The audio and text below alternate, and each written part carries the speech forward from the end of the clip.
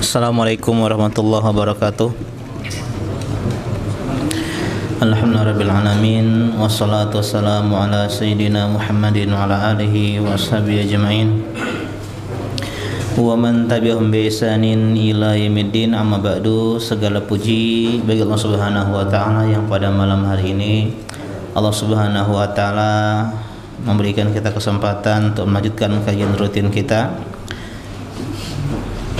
yang sudah berjalan 1,5 tahun kurang lebih, membahas kitab Bulughul Maram karya Al-Hafidz Ibnu Hajar. Masih di pembahasan Kitabul Jami' bab yang keempat tentang targhib fi makarimil akhlak, anjuran atau motivasi untuk berakhlak mulia.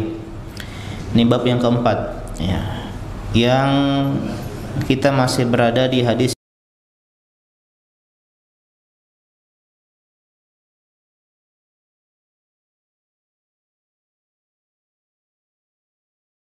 bersabda, ad-dinun nasihah, agama adalah nasihat, salasan, dan beliau mengulangnya sebanyak 3 kali.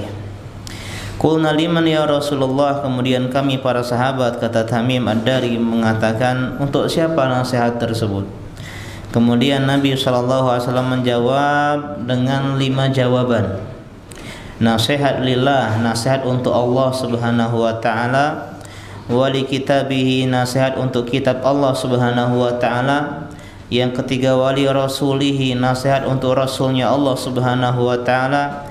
Yang keempat, wali a'immatil muslimin, kepada pemimpin-pemimpin kaum muslimin. Dan yang terakhir, yang kelima, wa amatihim, dan kaum muslimin pada umumnya. Akhrajahu Muslim. Hadis ini diriwayatkan Imam Muslim An-Naisaburi dalam sahihnya. Sudah kita bahas bahwasanya arti nasihat di sini bukan memberi nasihat, tapi adalah iradatul khair, menginginkan kebaikan, memberikan yang terbaik. Itu nasihat, baik dengan ucapan maupun dengan perbuatan. Menasihati anak dengan cara menjadi orang tua yang baik, itu nasihat untuk anak. Menasihati istri dengan cara menjadi seorang suami yang baik, itu cara menasihati istri.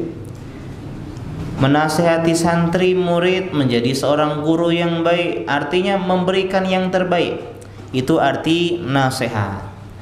Dan nasihat ini ya dari kata nasoha yang punya 2 makna. Yang pertama adalah murni, bersih, tulus.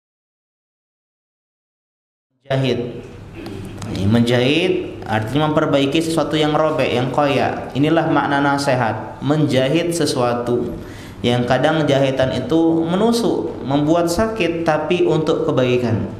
Dan harus dilandasi dengan niat yang ikhlas, niat yang murni, niat pengen kebaikan, bukan untuk mencela, menyinyir, mencibir, dan yang semisalnya. Sudah kita bahas beberapa nasihat untuk Allah Subhanahu wa taala. Maksudnya mengimani Allah Subhanahu wa taala, mentauhidkan Allah, menjalankan perintah Allah, menjauhi larangan Allah. Nasihat untuk kitab, mengimaninya sebagai kalam Allah, mengagungkannya, membaca, ya, mentadaburinya, menghafalkannya, mengamalkannya, mengajarkannya. Ini nasihat untuk kitab Allah. Kemudian nasihat untuk Rasulullah, mengimaninya sebagai utusan Allah, memuliakannya, mencintainya, menjalankan perintahnya, menjauhi larangannya, mengagungkan sunnahnya. Dan terakhir kita bahas kemarin ya, yang kita akan ulang sedikit, nasihat untuk pemimpin kita kaum muslimin. Dan kaum muslimin ini dipimpin oleh 2 orang. Yang pertama adalah umara, yaitu pemimpin secara konstitusi, ya, yaitu presiden, gubernur, wali kota. Yang kedua adalah ulama. Ulama artinya ahli ilmu, ya, para asatizah, para ulama yang mereka juga pemimpin secara bahasa. Di antara cara menasihati pemimpin ya adalah dengan mentaati mereka dalam kebaikan. Sami'na wa ata'na, meskipun terkadang ya membuat kita kurang merasa menerima, tapi selama diperbolehkan, selama hal-hal yang mubah, taat kepada pemimpin. Yang kedua, mengingatkan mereka dengan lembut. kisah Harun ar-Rasyid, ya rahimahullah taala. Beliau seorang pemimpin yang berakidah Ahlussunnah, dan Harun ar-Rasyid itu seorang yang pemimpin yang baik, ya, tidak seperti yang diviral-viralkan, ya, sebagai seorang pemimpin yang suka mabok, mata keranjang, dekat dengan Abu Nawas, ya. Ya, dulu kita sering dengar Harun ar-Rasyid dengan Abu Nawas. Jadi Abu Nawas seorang jejaka, kalau bahasa kita ya mukidi, ya mukidinya. Kemudian yang bodoh, yang zalimnya adalah Harun ar-Rasyid. Ini enggak benar. Harun ar-Rasyid adalah pemimpin Ahlussunnah. Beliau khalifah yang dekat dengan para ulama, di antaranya adalah Imam Malik. Beliau pernah suatu ketika dinasihati oleh seseorang, ya, dan beliau seorang pemimpin, dinasihati oleh seorang rakyat. Wahai pemimpin, wahai Harun ar-Rasyid, khalifah, saya ingin menasihatimu dengan keras, dengan kasar, tolong dengarkan. Kemudian Harun ar-Rasyid tanya, mohon maaf, apakah mana yang lebih baik, engkau atau Nabi Musa alaihissalam? Ya tentu Nabi Musa, wahai khalifah. Dan mana yang lebih buruk antara saya dan Fir'aun? Tentu Fir'aun lebih buruk. Fir'aun mengatakan, ana rabbukumul a'la, saya Tuhan kalian yang paling tinggi. Simbol kekufuran, ya, musuhnya Nabi Allah, Nabi Musa alaihissalam. Tentu engkau tidak seburuk Fir'aun. Kemudian Harun ar-Rasyid mengatakan, lantas kenapa engkau menasihatiku dengan keras, dengan kasar, sedangkan Allah memerintahkan Nabi Musa dan Harun menyampaikan nasihat kepada Fir'aun, faqula lahu qawlan layyina, ucapkanlah ucapan yang lemah lembut.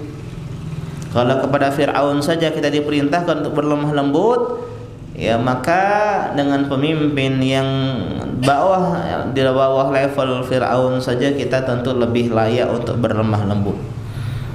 Dan di antara cara menasihati mereka adalah dengan empat mata, bukan dengan menampakkan terang-terangan, sebagaimana hadis Nabi, man arada an yansaha lidhi sultan fala yubdilahu alaniyah.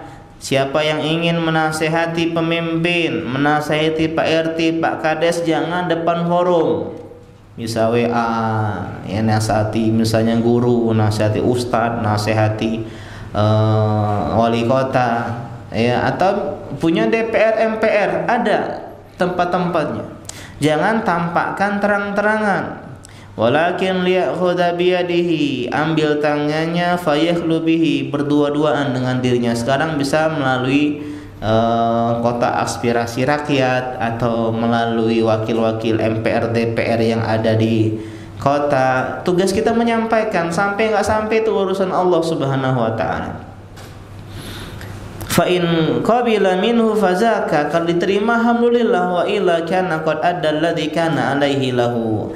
Tapi kalau sudah kita sampaikan tidak diterima, ya sudah, kewajiban kita adalah menasehati, bukan mengubah pemimpin kita. Ya ingat, tidak ada pemimpin yang bisa memuaskan hasrat semua rakyatnya. Siapa pemimpin pertama kali setelah Rasulullah SAW? Abu Bakar. Setelah beliau Umar ibn Khattab. Setelah beliau Utsman ibn Affan. Utsman bin Affan memerintah paling lama di antara 4 khalifah. Awal-awal pemerintahannya, setengah pemerintahannya nggak ada masalah. Masalah muncul di paruh kedua dari pemerintahan Khalifah Utsman ibn Affan. Utsman bin Affan siapanya Nabi? Sahabat Nabi, dijamin surga, menantu Nabi 2 kali. Bayangkan, beliau meskipun tidak ikut perang Badar, tapi beliau mendapatkan harta rampasan perang Badar, karena beliau ditugasi untuk menjaga istri beliau, putri Nabi Ruqayyah, yang sedang sakit ketika perang Badar. Beliau menjadi sebab baiat Ridwan. Beliau yang kata Nabi SAW, madar Utsman ba'da haza, ba'dal yaum, tidak ada yang bisa membayangkan Utsman setelah ini. Mana yang lebih baik, pemimpin kita atau Utsman bin Affan? Loh, ini jawaban yang berat ya. Mana yang lebih baik, pemimpin kita atau Utsman bin Affan? Utsman bin Affan. Tapi Utsman bin Affan meninggal di tangan siapa? Di tangan rakyatnya. Di tangan rakyatnya sendiri. Mereka berkumpul dari Kufah, dari Mesir, dari mana, dari Syam berkumpul mereka di kota Madinah. Kemudian mereka mengepung rumah Utsman bin Affan dan membunuh Utsman bin Affan dalam keadaan Utsman bin Affan berpuasa, dalam keadaan Utsman bin Affan membaca Al-Quran. Mau ditebas, ditahan oleh Utsman. Ya, kemudian tertebaslah tangan Utsman, tangan yang menulis wahyu Allah Subhanahu wa taala. Lantas kita sekarang ingin pemimpin yang tidak ada celah? Enggak ada. Ya, karena itulah jangan mimpi untuk memiliki pemimpin yang tidak punya kesalahan. Setiap pemimpin ada kesalahan dan kesalahannya datang dari kita, sehingga poin selanjutnya adalah bersabar, tidak mengangkat senjata, tidak memberontak, tidak revolusi. Ini diantara cara nasihati dengan pemimpin, sabar.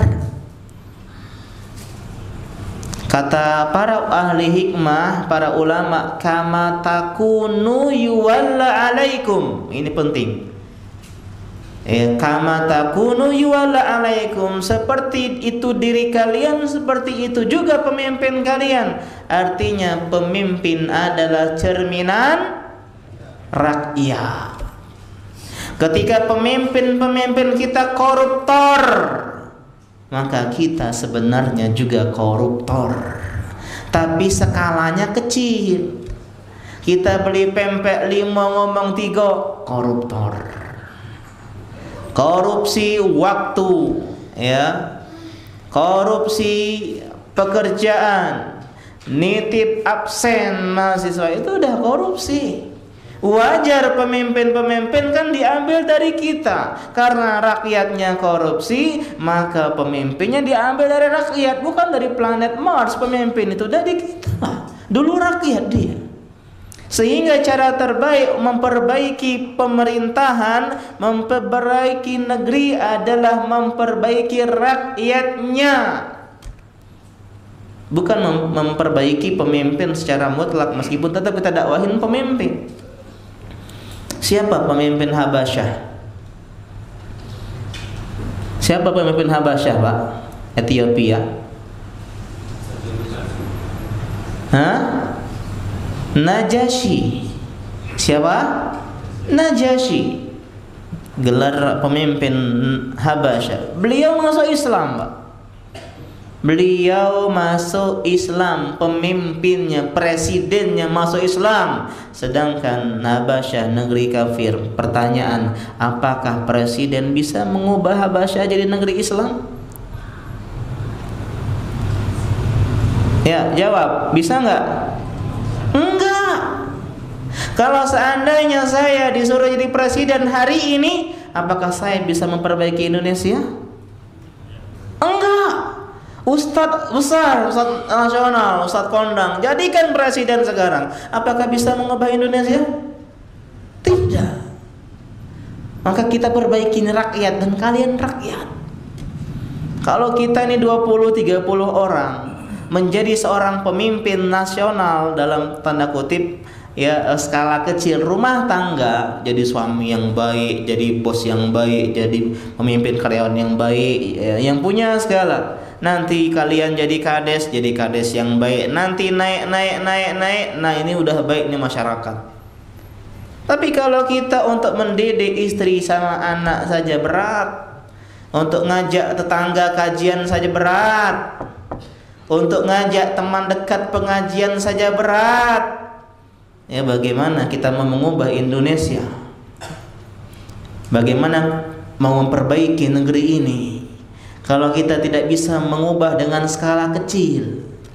Habis pengajian tidak pernah nyampe ke materi ke istri, tidak pernah nyampe materi ke anak, ke orang tua, ke keluarga, ke teman-teman. Berarti kita belum bisa untuk memperbaiki negeri ini. Mulai dari diri kita dulu. rajin kajian, terus kemudian kita ajak teman-teman kita, kemudian ajak skalanya luas. Prabu Mulih misalnya 50% ya kenal hidayah sunnah, masya Allah ini pemimpin misalnya diambil dari sini. Pak Kadesnya udah ngaji, masya Allah, bikin pengajian setiap desa, kemudian bikin program-program melek bahasa Arab, melek baca Quran, luar biasa, melek tauhid, melek sunnah. Itu cita-cita kita, mulai dari diri kita sendiri. Mulai dari diri kita sendiri. Kama takunu yuwalla alaikum. Seorang datang ke Ali bin Abi Thalib mengeluhkan kepemimpinan Ali bin Abi Thalib. Wahai Ali, wahai Khalifah, Amirul Mukminin, lihat zaman sekarang banyak kekacauan, banyak ya kezaliman, banyak rakyat tertindas.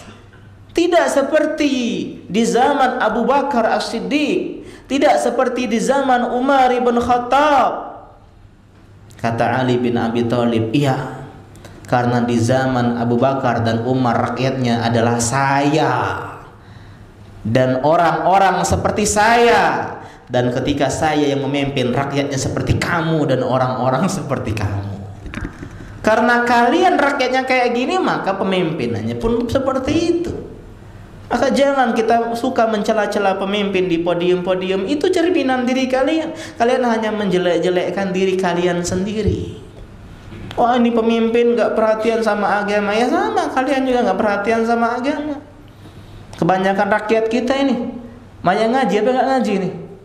Banyak yang gak ngaji. Maka jangan terlalu ekspektasi tinggi kepada pemimpin. Maka poin yang terakhir adalah doakan. Ini penting, Pak. Ya Allahumma aslih wulati umurina. Ya Allah, perbaiki pemimpin-pemimpin kami, bimbing mereka dengan hidayah dan taufikmu. Doakan. Kata para ulama, seandainya saya punya doa mustajab satu saja, saya doakan pemimpin saya. Karena kalau pemimpin baik, ya, akan membawa kebaikan yang baik meskipun tidak mutlak. Ya, maka kita doakan pemimpin, bersabar, doakan. Ya, introspeksi diri, tidak boleh mengangkat senjata, ya. Kudeta tidak boleh, revolusi tidak boleh dalam Islam kecuali dengan dua syarat. Yang pertama adalah orang tersebut benar-benar kafir. Yang kedua, kita punya kekuatan. Kalau pemimpin kita sholat, dia mengurus-ngurusi haji, mengurusi masuknya Ramadan, kapan lebaran, akhirnya muslim, alhamdulillah. Jadi haram kita angkat senjata. Dalam hadis Nabi, in akhaza malak wa in daraba zahrak, meskipun pemimpin itu mengambil hartamu, sabar, kata Nabi. Ada nggak Pak yang diambil hartanya lah pemimpin di sini? Ada, Ustaz, tanah aku dimbe, ya, misalnya harta aku dirampas, sabar, kata Nabi. In daraba zahrak, meskipun pemimpin kita memukul punggung kita. Ada Pak yang punggungnya dipukul oleh pemimpin di sini? Enggak, maka sabar. Ya, sabar. Dan yang terakhir adalah nasihat untuk kaum muslimin. Bimbing mereka dalam kebaikan, ajarkan mereka perkara agama, tutup aib-aib mereka, mencintai mereka karena Allah, membenci mereka karena Allah Subhanahu wa ta'ala. Bimbing dalam kebaikan. Ini cara mencintai rakyat. Tolong teman-teman yang punya power, yang punya kekuasaan, bimbinglah bawahan kalian dalam kebaikan. Saya punya teman di Palembang, seorang kepala sekolah skala kecil. Dia wajibkan guru-guru di sekolahnya ngaji, Pak. Sekali seminggu aja, nggak berat, Pak. Sekali seminggu. Berat nggak sekali seminggu? 168 jam cuma 1 jam, enggak. Kemudian disuruh ringkas. Setelah kajian sunnah di mana baik? Ini jadwalnya, silahkan kau cari yang sesuai waktumu dan sesuai dengan review nanti. Dapat nilai tambahan, bonus. Itu banyak orang ngaji kenal begitu. Ya, kemudian ada juga di sini Ya, orang yang punya rumah makan dia suruh karyawannya ngaji. Ini bagus Pak, wajibkan jadi jam kerja. Semua yang nggak pakai jilbab suruh pakai jilbab. Kita punya power. Ini cara nasihat memberi kebaikan. Diwajibkan kalian sholat ya meskipun tidak di masjid, mungkin karyawan dia sholat, inti jaga sholat dulu. Karena ulama mengatakan ya mazhab Syafi'i sholat di masjid pendapat beliau adalah fardu kifayah. Kalau sebagian sudah sholat, yang lain gugur kewajibannya. Yang penting jaga sholat dulu Pak.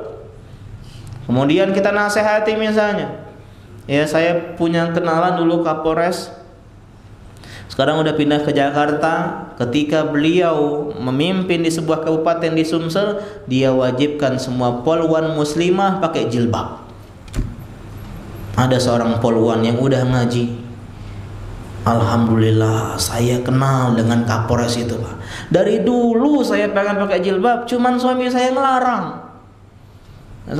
Suami dia nggak ngaji, Tapi ketika ini perintah atasan, nih perintah Pak Kapolres, ya, jadi suaminya kan nggak bisa menolak. Akhirnya dia bisa pakai jilbab. Alhamdulillah. Ini tolong teman-teman yang punya power, tolong maksimalkan power itu. Ini enggak, sebagian orang-orang berani di luar sana menyuruh karyawannya pakai topi Sinterklas. Kita taat, sami'na wa ata'na. Disuruh membuat pohon cemara, ya orang-orang pada dengar, tapi kita yang punya power kok nggak bisa seperti ini. Ini wajibkan kalian ya, ini namatin kitab tauhid nih, baca sendiri ya, atau tolong kalian ya simak playlist ini nih, ini kajian kitab tauhid Ustaz Hidayat, ini ada ringkas, tolong tamatkan pokoknya ya, syaratnya harus tamat, nanti saya uji kayak gitu. Ini namanya nasihat untuk para kaum muslimin. Istri kita juga kita bikin proyek, ya anak kita bikin proyek, misalnya istri, ya kamu belum hafal nih, kamu ikut HSI aja. Ya ada HSI apa, silsilah halaqah silsilah ilmiah Ustaz Abdul Roy. Istri saya ikut dari saya nikah sampai sekarang, nggak selesai ya. Lama juga ya. Banyak kebaikan yang kita lihat, kita cek begitu. Kalau emang, atau misalnya kita ya suruh dia datang ke ustazah guru privat, dia belum ngaji, istri kita belum bisa baca Quran, ayo sama-sama. Ada seorang istri ketika menikah dengan seorang laki-laki, ya seorang wanita nikah sama laki-laki, dia ajak suaminya, "Bi, yuk kita ngafal Quran bareng-bareng, Bi." Ayo, Mi. Hanya mereka menghafal Quran bareng-bareng, juz 30, 29, 28 terus sampai hafal juz 30 juz hafal. Sebagai seorang menantu ya yang baik, dia mau pamer di hadapan mertua. "Pak, alhamdulillah Pak, saya dengan putri Bapak sudah selesai hafal juz 30. Loh, putri anak kan sudah lama hafal juz 30. Ya, juz 30 juz. Ya, iya ya, saya nggak tahu. Ternyata istrinya nggak pernah cerita dia itu udah hafal 30 juz. Cuman untuk memberikan kebaikan untuk suaminya, yuk Bi kita sama-sama ngafal. Akhirnya hafal 30 juz. Menginginkan kebaikan, kita suruh anak kita ke pesantren. Tolong jangan paksa anak ke pesantren, edukasi Pak. Kelas 4 SD, 5 SD sudah kita edukasi. Nah, nanti pesantren enak, di sana bisa banyak teman, di sana bisa main 24 jam, di sana bisa mandiri, enggak banyak tawuran-tawuran, enggak banyak bully-bully, enggak banyak guru-guru killer. Ya, meskipun ada guru killer. Jadi Anda itu udah ada edukasi dia. Akhir pekan datanglah ke pesantren, Sabtu sore, Minggu sore mereka lagi main bola. Wah, seru. Jangan lihat pas mereka lagi dihukum Senin pagi, jangan. Ini diantara edukasi, iradatul khair, nasihat. Ini enggak pesantren pokoknya. Ini enggak tahu menau tiba-tiba pesantren. Enggak pernah ada pembicaraan sebelumnya. Ya terpaksa. Akhirnya apa? Nakal dia di pesantren, salah orang tuanya tadi. Enggak iradatul khair tadi. Edukasi, ajak pengajian enak. Oh, ustaznya seru ya, belum kenal di pesantren, yang belum kenal di kelas dan seterusnya. Inilah perintah Allah untuk kita memberi nasihat. Kunci sukses dunia akhirat itu cuma 4, Pak. Wal asri, demi masa. Innal insana lafi khusr. Allah tidak bilang semua manusia rugi, enggak. Allah bilang semua manusia berada di dalam kerugian. Mana yang lebih dalam diksinya? Begini yang kedua. Berada di dalam kerugian, artinya benar-benar rugi, kayak tenggelam dalam kerugian. Alhamdulillahnya Allah kasih illah, kecuali illalladzina amanu, kecuali orang-orang yang beriman, dan iman butuh ilmu.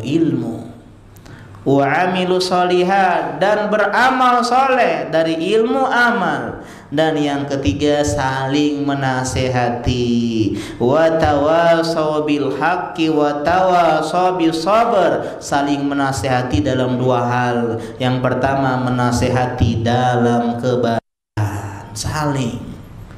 Dan yang kedua, dalam kesabaran.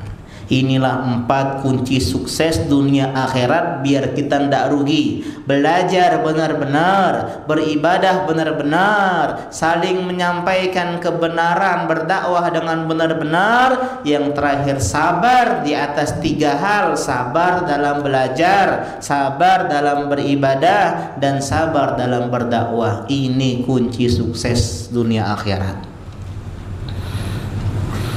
Dan adab memberi nasihat, ya, kita sebutkan ada beberapa. Yang pertama, adab memberi nasihat adalah ikhlas karena Allah.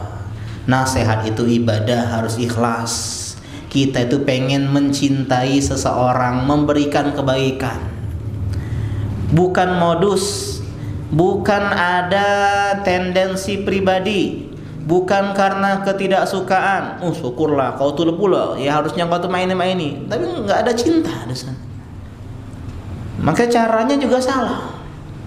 Harus karena cinta. Ya aku tuh sayang sama antum karena Allah. Anak pengen antum tuh ngaji lagi kayak dulu. Antum yang ngajak anak ke pengajian. Antum pengen antum tuh semangat lagi kayak dulu. Tetap beda dia ngaji. Salah. Yang penting karena kecintaan. Nah, kau lantak-lantaknya dia ngaji lagi. Kau tuh lah harus ngaji, kau tuh lah jatnian. Orang yang ikhlas karena Allah ingin kebaikan. Orang yang gak ikhlas, dia hanya ingin menjelek-jelekkan, menyalahkan. Yang penting kau tuh salah, kau tuh kalah, kau tuh buruk, kau tuh jelek. Udah. Ketika dia nerima nasihat, malah kita gak suka. Ngaji lagi bro itu. Udah. Ini berarti gak ingin kebaikan. Kita hanya ingin kebencian. Ini bukan nasihat yang baik. Jadi kalau kita belum punya cinta, jangan dulu nasihati. Doakan aja dulu. Khawatirnya nasihat kita bukan karena Allah Subhanahu wa ta'ala. Yang kedua, dengan kata-kata yang lembut, dengan kata-kata yang baik. Dakwah Nabi itu hukum asalnya lemah lembut. Kata Allah, fabima rahmati minallahi lintalahum, dengan rahmat Allah lah engkau berlemah lembut dengan para sahabat ya Rasulullah. Walau kunta faddan ghalidul qalbi, kalau engkau itu kasar, engkau itu kata-katanya enggak lembut, engkau itu kata-katanya ya menyakiti, lan fatu min haulik, mereka para sahabat akan pergi menjauhi dirimu. Dan kita bahas tadi Nabi Musa dan Fir'aun, dakwahnya dengan lemah lembut. Nabi pernah berlemah lembut dengan seorang Arab Badawi yang kencing di masjid. Kepada Muawiyah bin Abil Hakam As-Sulami yang ngomong dalam salat, Nabi lemah lembut. Bahkan ada sebuah kisah, seseorang pemuda lagi pengajian masuk masjid, bilang apa? Ya Rasulullah, izan li bizina. Izinkan aku Nabi berzina. Langsung sahabatnya, apa dia kau nih? Apa dia maksud kau? Ya, kita lagi pengajian, lagi enak-enak, aduh Ustaz, aku nak berzina Ustaz. Nah, udah ini. Ya langsung kena terajang di situ. Cuma Nabi SAW mengatakan enggak. Nabi mengatakan, no, sini dekat, sini, cuma sini dek, sini dek. Kemudian dialog, bicara dari hati ke hati. Kata Nabi, atuhibbuhu li ummik, kau mau enggak ibumu dizinai? Enggak ya Rasulullah, wallahi. Enggak mau. Kau mau enggak saudarimu? Enggak mau. Anak perempuanmu? Enggak mau. Nenekmu enggak ya? Nenekmu jarang yang berzina sama nenek oh ya. Tapi bibimu, tantemu enggak. Begitu juga orang lain. Karena kalau kau berzina pasti dengan salah satu dari yang tadi. Kalau enggak ibu orang, anak orang. Kalau enggak anak orang, saudari orang. Kalau enggak saudari orang, keponakan atau bibi orang. Nggak mungkin sama hewan. Kemudian kata Nabi SAW, Allahumma fir zanbahu wa tahhir qalbahu wa hasin farjahu.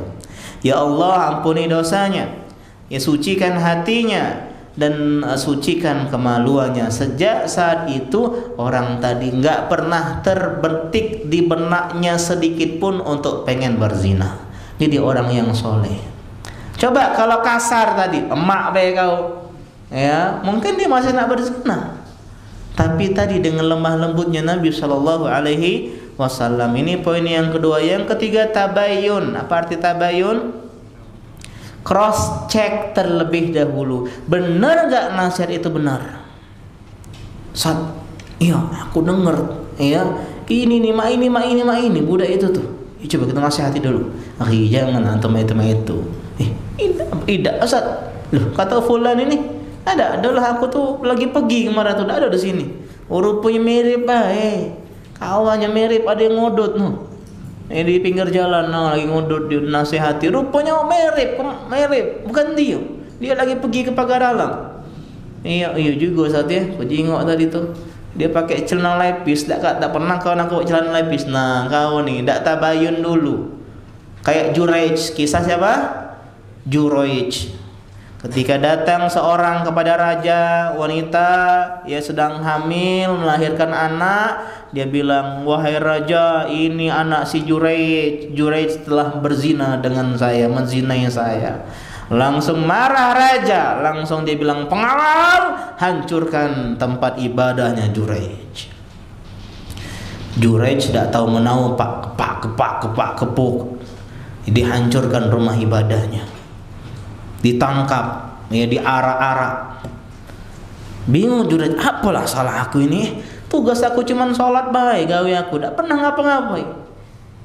Kemudian dia jengok di pinggir jalan ada cewek-cewek nakal, kupu-kupu malam. Nah senyum Juraij. Nah tambah pengawal nih Juraij ini, ya tambah senyum-senyum pula. Rupanya dia tuh senyum ingat dengan doa ibunya. Kata ibunya, Juraij, kau nih disuruh dipanggil-panggil, tak turun-turun. Karena Juraij ini Pak orangnya sering ibadah tapi jarang pengajian. Ya, sering sholat di masjid terus, saf depan terus, tapi tidak pernah ada di pengajian. Lagi sholat sunnah dipanggil ibunya, Bu, Juraij. Sholatku apa ibuku ya? Harusnya kalau sholat sunnah berhenti sholat sunnahnya, turun. Temui ibu, ngapa Bu? Siap Bu, kau beli dulu bawang di warung. Siap. Kalau sholat wajib baru tidak boleh di stop, karena wajib lawan wajib. Alhamdulillahirabbil alamin. Besar ke suara? Oh lagi sholat anakku. Ini Juraij nih gara-gara jarang ngaji nih. Maka setelah ibunya 3 hari berturut-turut dipanggil turun-turun. Didoa ke, ya Allah, jangan kau matikan anakku Juraij sebelum dia melihat wajah-wajah wanita nakal. Alhamdulillah ibunya soleha. Doanya cuma nyingok. Waliyazubillah, kalau doakan, ya Allah, jangan kau matikan anakku sebelum dia berzina. Waliyazubillah. Sampai sana, kau nih Juraij ya ahli ibadah, tapi kerjaannya tidak benar. Apa raja? Ya, kau tuh berzina dengan wanita ini. Mana anaknya? Ini. Kemudian Juraij tanya anaknya, ya walad, man abuka? Siapa anakmu? Langsung anak bayi itu bilang,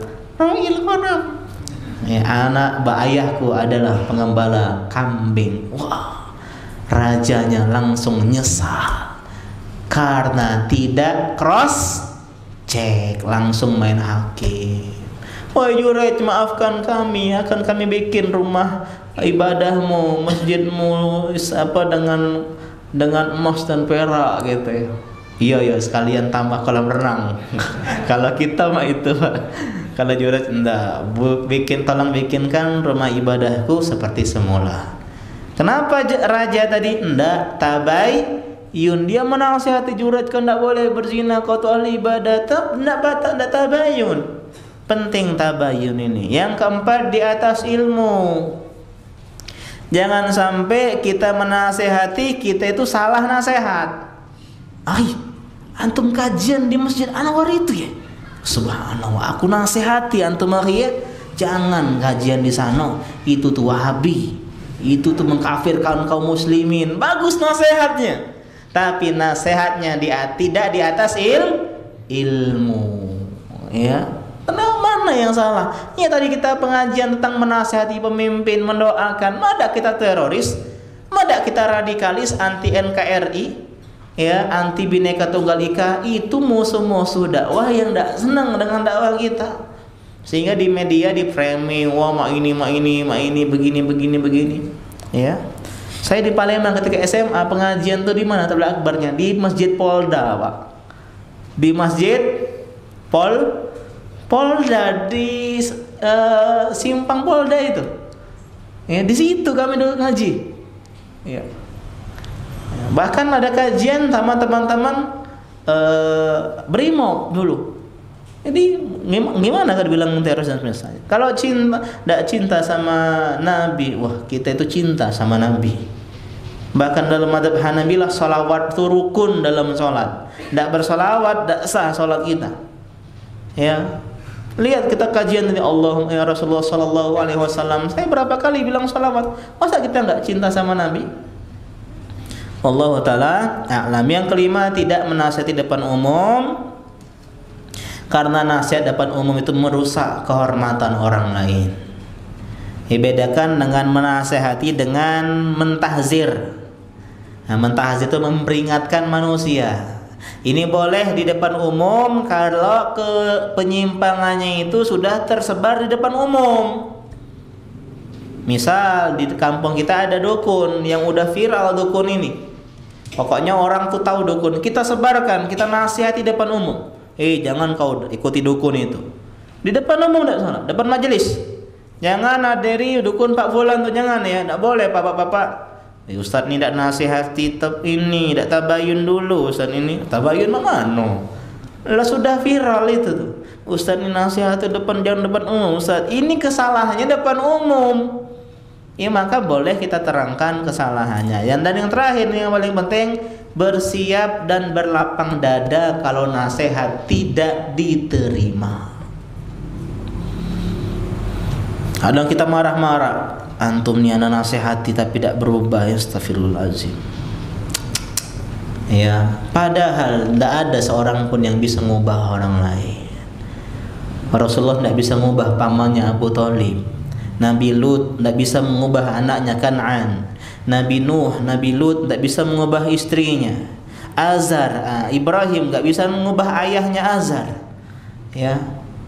Jadi kita itu nggak bisa mengubah, kita itu mendakwahi. Hidayah di tangan siapa? Allah Subhanahu wa taala. Tugas kita adalah hidayah al-irsyad. Adapun hidayah taufik di tangan Allah Subhanahu wa taala. Kita ikhlas karena Allah. Yang penting saya udah nasihati. Antum masih kayak gitu, itu bukan wewenang ana lagi. Ana terus nasihati. Kita kadang kesel. Kita kadang kesel, kita marah-marah, nasihat tidak terima karena kita belum karena Allah. Nasihat kita agar diterima, agar dia menerima, itu bukan tugas kita. Tugas kita yang penting menyampaikan. Wallahu taala a'lam. Sekarang kita bahas hadis selanjutnya yang ke-14, ya tadi tentang nasihat, dan tolong hidupkan nasihat di tengah-tengah kita, ya. Ana beberapa kali dinasihati oleh orang. Kadang ana posting sesuatu, Ustadz ada musiknya. Ana nggak tahu kalau video itu ada musiknya, karena ana tuh jarang kalau main HP itu buka suara, jarang. Telepon tidak pernah berbunyi gitu ya. Jadi kalau teman-teman yang suka nelpon tuh kadang nggak ana angkat karena emang suara HP ana nggak berdering, tapi silent terus. Ada nasihat di Japri, "Afwan Ustadz, video antum saya tuh ada musiknya." Oh ya, syukur. Jazakallahu khairan. Ada pernah jaga moto di bandara yang aurat anak tutup ya. Dia bilang, "Ustaz, afwan Ustaz, masih ada aurat yang terbuka." "Oh ya, syukron, anak hapus postingan anak." Kenapa? Karena kita butuh nasihat. Kadang orang lain itu nggak tahu blind spot, ya, karena nggak tahu blind spot dan seterusnya. Ya, tapi tadi dengan baik. Ya, Ustadz, antum minum tangan kiri. Padahal kan video itu kadang apa? Ya, video itu kadang beda ya. Kalau kita lihat di video tangan kiri itu tangan kanan sebenarnya dia. Cuma kelihatan tangan kiri. Kayak kita luruskan. Oh, itu tangan kanan, cuman videonya saja ya mirror ya. Jadi dia menampakkan kanan kiri kanan. Selanjutnya hadis yang keempat. Wa an Abi Hurairah radhiyallahu anhu, dari sahabat yang mulia Abu Hurairah Abdurrahman bin Sakhar, sahabat yang paling banyak meriwayatkan hadis dari Nabi. Qala, beliau berkata, qala Rasulullah sallallahu alaihi wasallam bersabda, ya, Nabi bersabda, aksaru ma yudkhilul jannata taqwallahi wa husnul khuluq. Yang paling banyak memasukkan seorang ke dalam surga ada dua. Yang pertama adalah takwa kepada Allah. Yang kedua adalah akhlak yang mulia. Akhrajahu Tirmizi wa sahahul Hakim. Hadis ini riwayat Imam Tirmizi dalam sunannya dan disahihkan oleh Al-Hakim. Jadi kita ngomongin tentang dua, Pak, bertakwa dan berakhlak mulia. Oke lah, akhlak mulia sudah kita sering singgung berkali-kali, berulang-ulang. Adapun takwa secara bahasa membentengi diri dari sesuatu. Misalnya kita mau jalan siang-siang, terik matahari, kita pakai payung, itu bertakwa. Membentengi diri dari terik matahari. Mau jalan kaki, ya pasirnya, kerikilnya tajam-tajam, kita pakai alas kaki. Itu bertakwa, membentengi diri dari kerikil yang tajam. Lagi perang sama musuh, kita bawa apa? Tameng, perisai. Itu juga bertakwa, membentengi diri dari serangan musuh. Adapun secara syariat artinya adalah membentengi diri dari murka Allah, dari azab Allah, dari siksa Allah. Jadi itu siksa Allah ini kita punya perisai. Ini yang membentengi diri agar kita nggak kena apinya Allah Subhanahu wa ta'ala, dengan dua cara: menjalankan perintah Allah dan meninggalkan larangan Allah. Jadi ini arti takwa, membuat penghalang antara kita dengan murka Allah dengan benteng yang kita dapatkan dengan dua hal: menjalankan perintah Allah, fi'lul ma'murat, dan meninggalkan larangan Allah, tarkul manhiyat.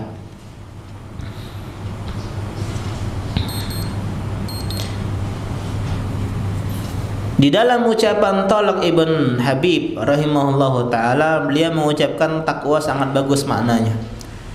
Takwa, kata beliau, anta'mala bi ta'atillah ala nurim minallah tarju thawaballah.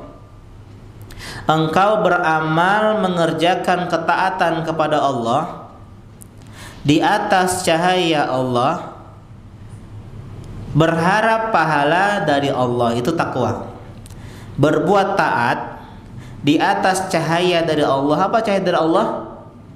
Ilmu. Dan berharap pahala dari Allah. Poin yang pertama. Poin yang kedua, wa antatruka ma'siyatallah. Engkau meninggalkan maksiat Allah ala nurim minallah, di atas cahaya dari Allah, yaitu ilmu. Wa takhafu iqaballah, dan engkau meninggalkannya karena takut siksa Allah. Kita ulangi, Pak. Apa takwa tadi? Berbuat taat kepada Allah di atas ilmu atau cahaya dari Allah, berharap apa? Pahala dari Allah. Kemudian yang kedua, meninggalkan maksiat kepada Allah di atas cahaya ilmu dari Allah karena kau takut apa? Siksa dari Allah. Jadi berharap, berbuat amal ibadah berharap pahala, meninggalkan maksiat berharap ya atau takut dari siksa Allah Subhanahu wa ta'ala. Atau ada pengertian dari sahabat Abdullah bin Mas'ud radhiyallahu ta'ala anhu. Beliau mengucapkan ucapan yang juga sangat bagus tentang takwa. an yuta'a fala yu'sa. Yang kedua wa an yudhkara fala yunsa wa an yushkara fala yukfar. Yang pertama Allah yuta' tidak yu'sa. Allah ditaati tidak dimaksiati.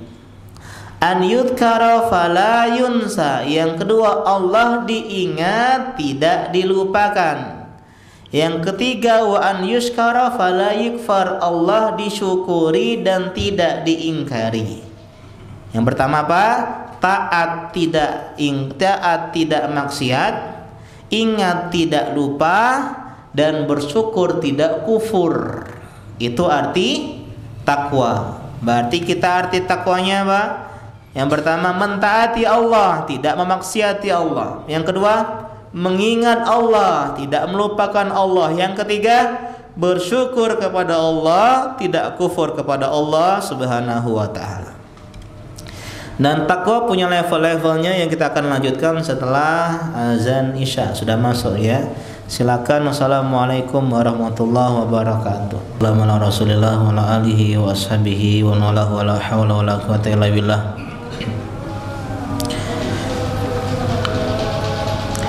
Di antara makna takwa lagi yang disebutkan dalam syair Ibnu Mu'taz, ini bagus sekali syairnya ya.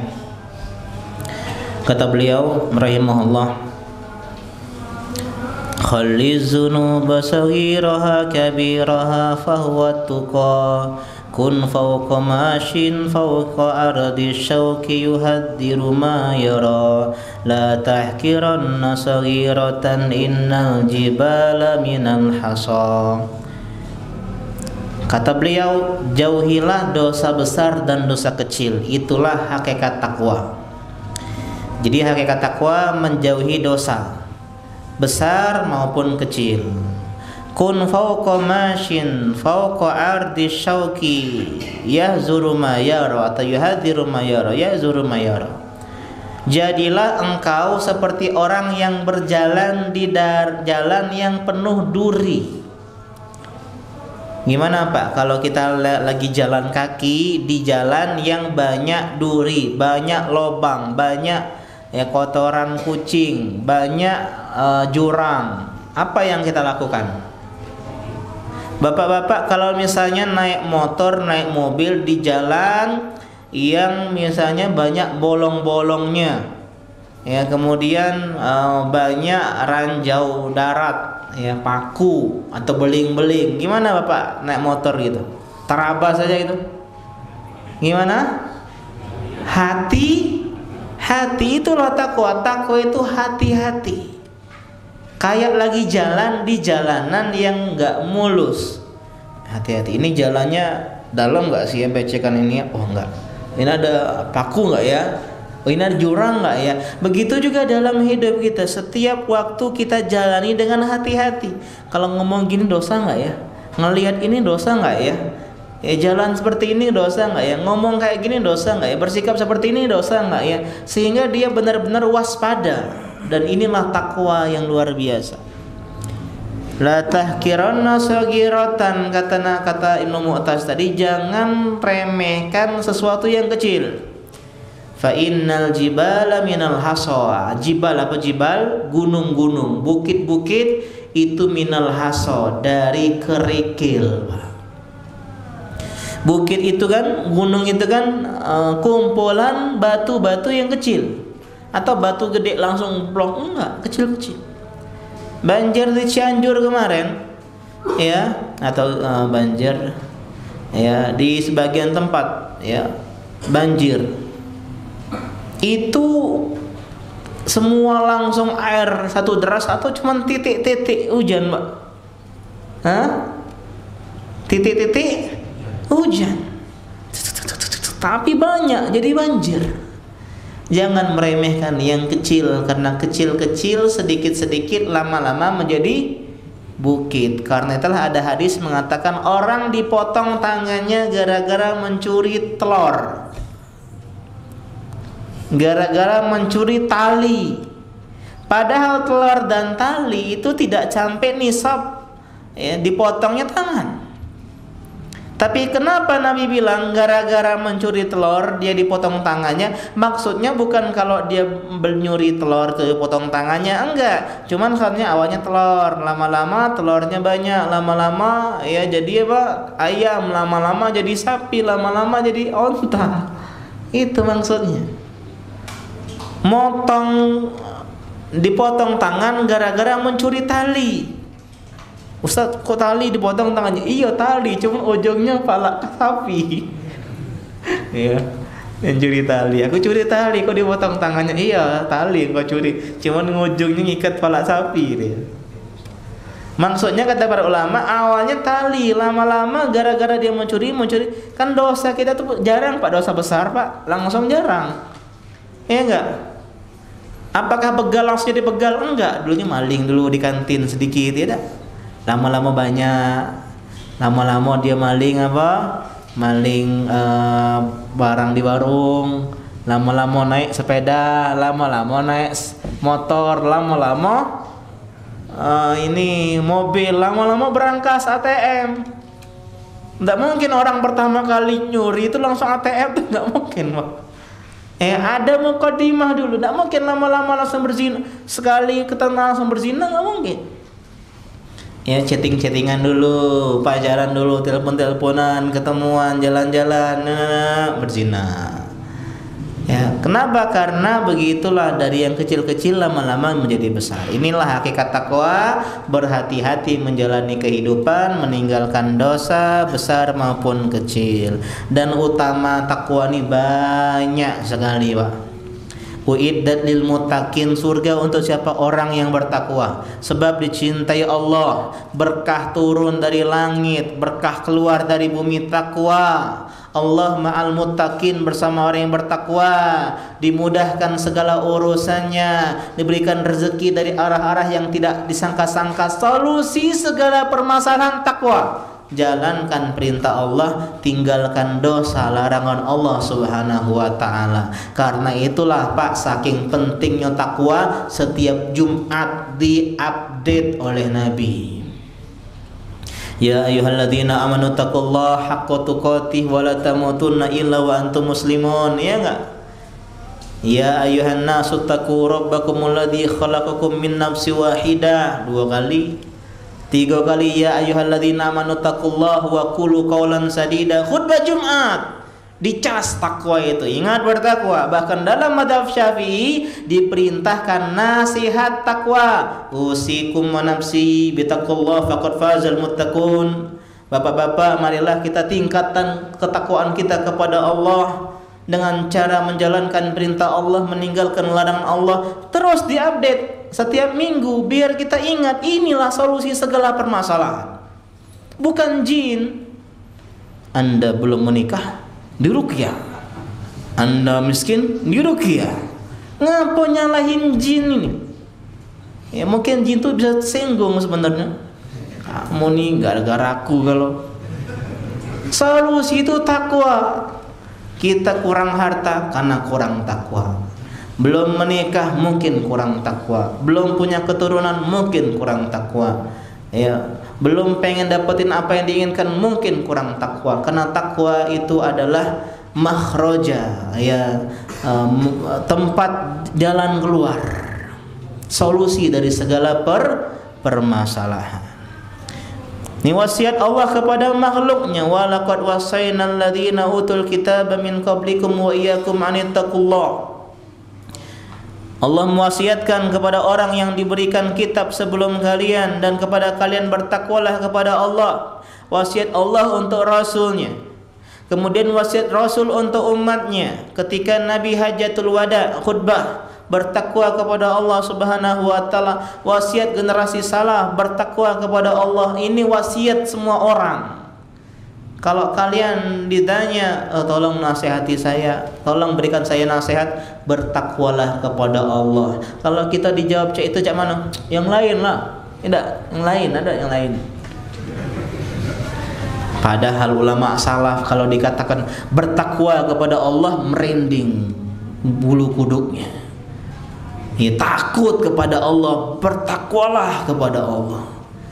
Itu bayangkan Pak, ada orang laki-laki yang cinta dengan sepupunya, ya, yang cinta mati sama sepupunya tapi cintanya ditolak. Tidak ada pucuk dicinta ulang pun tiba. Yang ada cinta bertepuk sebelah tangan. Nah, kasihan hati yang nyambutnya. Suatu ketika resesi terjadi, ekonomi sedang sulit, paceklik. Nih wanita terpaksa, nih sepupunya sendiri datang ke laki-laki ini, pinjam uang, tolong. Ya, hidup kami lagi susah, orang tua saya susah, tolong bisa tak minjem duit? Nah, lantak. Ayo nak duit, cuman karena saya sangat cinta sama dirimu, temani saya. Ya, ayo kita berdua-duaan. Ekonomi sulit. Terkadang gara-gara ekonomi sulit orang jadi kupu-kupu malam. Ya. Dan ini bukan pembenaran, ya, bukan pembenaran. Yang cari uang itu laki-laki. Kalau miskin kawin dengan laki-laki, ya, atau bekerja, banyak pekerjaan yang halal, ya, pekerjaan yang halal. Apalagi sekarang online, ibu-ibu daster bisa mengalahkan Giant, Pak. Giant di Palembang tutup, ya, tapi ibu-ibu daster di marketplace, di Shopee, ya, jadi kaya raya dia gara-gara jualan online. Ada jual harga jual diri sekarang ini nggak logis. Akhirnya karena terpaksa yang dia mau lah, ya, bercinta dengan si laki-laki. Udah face to face ini, ya, udah seperti laki-laki dan perempuan suami istri. Tiba-tiba nih nangis wanita. Ittaqillah, bertakwalah kepada Allah. Jangan kau renggut keperawanan ini kecuali dengan haknya. Nih lihat, takutlah kau kepada Allah. Langsung menghujam ke dadanya. Langsung tiba-tiba dia ketakutan, ingat sama Allah, padahal tidak ada CCTV, keluarganya nggak kenal, udah dua-duaan, udah disogok dengan harta, udah semua pokoknya, ya. Ayo dia kau, kalau orang yang tidak takut sama Allah. Tapi inilah dulu betapa pentingnya nasihat takwa ini. Dia langsung ingat sama Allah, dia langsung lepaskan tuh wanita, nggak jadi hanya. Bahkan uangnya nggak jadi dipinjemi, tapi dikasih, Pak. Itu pinjemi berarti minta balik ke? Tidak, dikasih cuma-cuma. Bayangkan betapa wasiat takwa ini sangat penting bagi hati-hati yang masih takut kepada Allah Subhanahu wa Ta'ala, ya. Kita lanjutkan bagaimana cara bertakwa kepada Allah, kiat-kiatnya. Kita insya Allah bahas lanjut di pertemuan selanjutnya. Dan juga kita bahas tentang berwajah manis, ya, dan berwajah ceria di tahun depan, Pak. Ya, jadi kita liburnya panjang, Pak. Libur 1 tahun. Ya, insya Allah Kamis depan libur, Kamis depannya lagi masih libur, ya, kelana ya. Kamis depannya lagi, ya, semoga Allah mudahkan ketemu lagi, ya. Seneng libur, Pak, ya.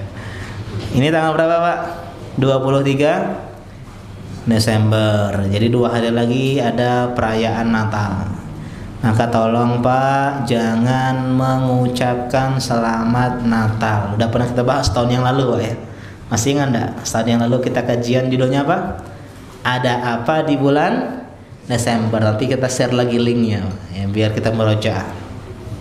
Nabi lahir tahun 6 Masehi. Natal sudah ada tahun 4 Masehi. Tidak pernah Nabi merayakan atau mengucapkan Natal. Toleransi itu artinya apa? Membiarkan. Itu toleransi. Saya minum kopi, kau minum teh, kita minum bareng. Itu toleransi. Bukan kopi dicampur ke teh, teh dicampur kopi. Lakum dinukum waliyadin. Selamat itu artinya apa? Selamat, senang. Selamat ya bunuh wong, tidak mungkin. Selamat ya berzina, selamat ya minum khamar, selamat ya hari lahir anak Tuhan, waliyazubillah. Ucapan ini membuat takadus samawat yatafattarna min wa tanshaqul ard wa takhirrul jibalu hadda. Ini ucapan bikin hampir-hampir langit pecah, hampir-hampir bumi terbelah, hampir-hampir gunung luluh lantah anda'u lirrahmani walada, ketika dia menganggap bahwasanya Ar-Rahman Allah punya anak. Jadi bukan ucapan-ucapan yang biasa, ini ucapan yang ngeri. Yang lebih ngeri lagi itu kalau mereka mungkin wajar mereka meyakini seperti itu. Yang lebih lucu dan aneh lagi, kita orang muslim mengucapkan selamat, bahkan menghiasi rumah kita dengan pohon cemara, pakai topi Sinterklas. Belum lagi nanti tahun baru 3 agama Nasrani itu tahun baru, topi adalah trompet Yahudi, kemudian petasan adalah apinya Majusi, 3 agama. Karena itulah kita Pak di pesantren tanggal 31 sudah balik ke pondok biar santri tidak bisa tahun baruannya di pondok ya, enggak ya. Nah, oleh itu malam maksiat sedunia, minuman khamar laris manis, alat kontrasepsi balon-balon itu laris manis, ya, kemudian hotel-hotel laris manis, ngapoi mudah maksiat itu, ya. Jadi waliyazubillah, ini yang bikin Desember nih banyak bencana Pak, banyak ya gempa bumi, kemudian angin beliung, kemudian banjir, longsor, ya, kemudian erupsi Semeru, erupsi Kerinci dan semisalnya. Ini karena dosa maksiat di bulan Desember. Puncaknya ketika kaum muslimin mengucapkan ucapan yang dilarang dalam agama, ucapan selamat hari raya kaum muslimin, kaum musyrikin, orang-orang kafir. Yang kedua, bermaksiat di malam tahun baru. Kita akhiri, subhanaka Allahumma wa bihamdika asyhadu an la ilaha illa anta astaghfiruka wa atubu ilaik. Wassalamualaikum warahmatullahi wabarakatuh.